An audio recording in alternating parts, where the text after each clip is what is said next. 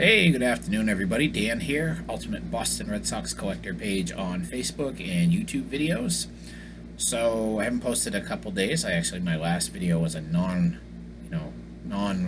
Sox related post. I kind of videoed myself working, a little unusual work situation for me that particular day, where I was out walking, inspecting a carrier route. We do that on each route at least once a year, and we have 21 routes in our office, so between myself and my boss, we went out and covered a couple each on Monday and Tuesday, and it was a miserable day Monday, pouring rain most of the day, and yesterday was not much better. Pretty much got soaked right through again yesterday, so it was two very long days, worked about 23 hours between the 2 days, worked about 10 hours today. Got home a little earlier than I expected, so that's a good thing, and tomorrow's my day off. So, and because of the holiday Saturday, we're closed Saturday, so I actually get a weekend for once. Normally I work Saturdays, so I'll actually have a weekend. So that's really cool, and then looking forward next week, I'm working Monday, Tuesday, Wednesday, and then I'm off for 10 days. So my wife and I were able to take vacation at the same time, I think for the first time since we've been married, so that's going to be cool. We'll just do some day trips, and I like to get out some of the southern area of the state and hit some flea markets and antique stores and things. We have some areas that are kind of heavy in those. I just like to check those types of things out. Of course, if they're open. I don't know if a lot of them are right now. So today I actually have a 3-day mail day here, and it's a really good one. A really good one. I've got 7 new cards, and I have a new autographed baseball, and I have something that I think is super cool, and I think a lot of you will probably agree with me. Anybody else watching this would be like, wow, really? You paid money for that? But it's just a cool addition, something I don't have, and I see it from time to time, but I've never found one at a price that was what I was willing to pay for it until now. So I'm actually going to lead off with that. What the heck? Let's get right into it with that item. It's actually for those of you who are older than 30, I would say, yeah, I'd say 30 and above, may remember these. Laser discs. Not DVDs, not VCR, kind of the technology that came in between that.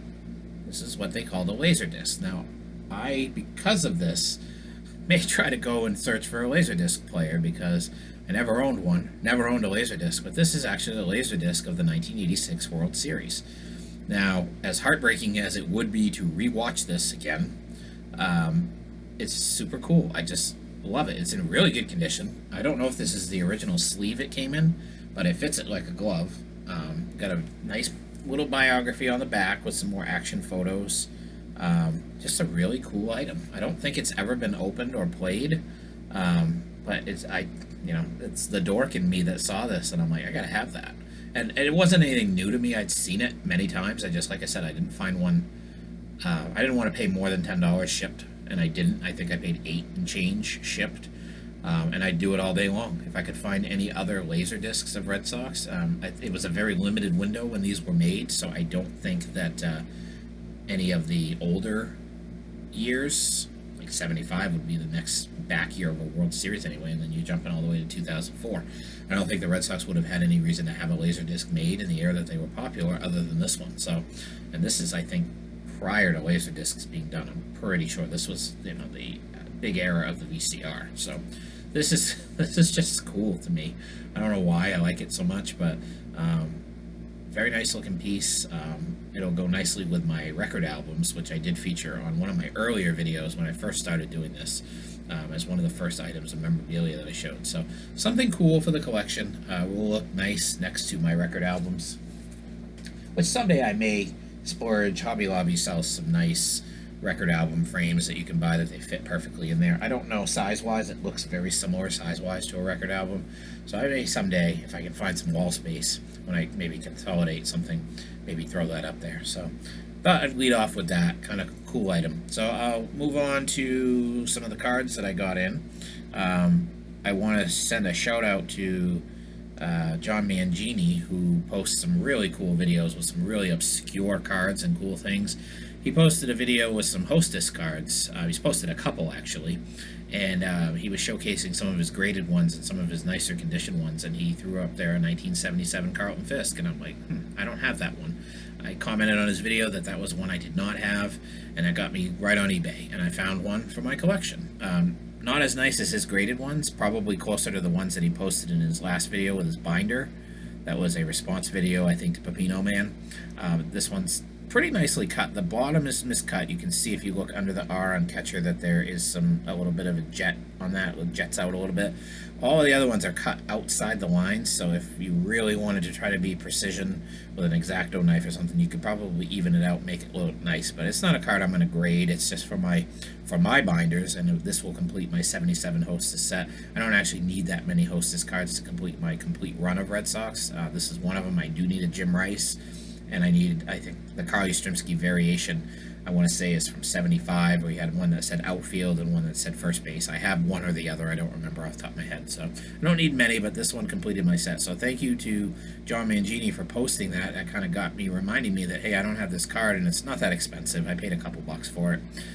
But it was a good reminder for me to try to knock off some of these oddballs off my list. So very cool. Next card, and while I was searching, I decided to take out my want list and look back at some of my 50s cards that I still don't have. This is a 1950 Bowman, Warren Rosar. I think he was nicknamed Buddy. This is from the 1950 Bowman set. It's consistent. It's not in great condition. No creases or anything. The back is clean. It's consistent with my other 50 Bowman cards. Just one off the want list. I still need, I think, 6 or 7 cards for that team set. I still need Bobby Dorr. I still need Ted Williams. So it's going to probably be a long time, but I think I can get the ones that I can afford and plug away at those lists. So very cool card for my vintage album. This one was one that came in today in a plain white envelope. It's a 2016 Xander Bogaerts Donruss stat line. This, I believe, is a season stat line. 281 career batting average. This is number 12 of 281. So this is just a parallel card from 2016 that I did not have. This was a free shipping under $1 deal. So I was very happy to get that for that price. Another one to knock off the parallel list. Now the next 4 cards are all super cool autograph cards. Been really on a nice kick lately, getting some really nice low-numbered autographs and relics. The first one I'm going to show is, I don't care who was on this card. When I saw the swatch, I had to have it. And when I got it for $1 and free shipping, I had to have it even more. It's a Leaf card. It is 2016 Leaf. Look at that swatch. It's Josh Ockamy or Osmi, I'm not sure how you pronounce that. Was a prospect. Think he's pretty much kind of stuck in the minors still. But beautiful swatch card. It's not serial numbered. I'm surprised with that beautiful a swatch. Nice signature. It looks like it's an on card. Just a beautiful card.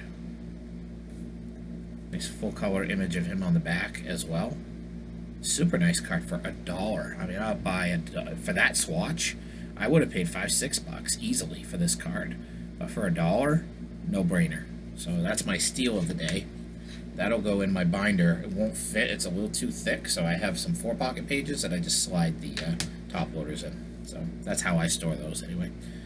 Next one was a cool card that I saw. Came on. I did the newly listed search. It's a 2020 Panini Pro penmanship of Michael Chavis. I only have one Chavis autograph.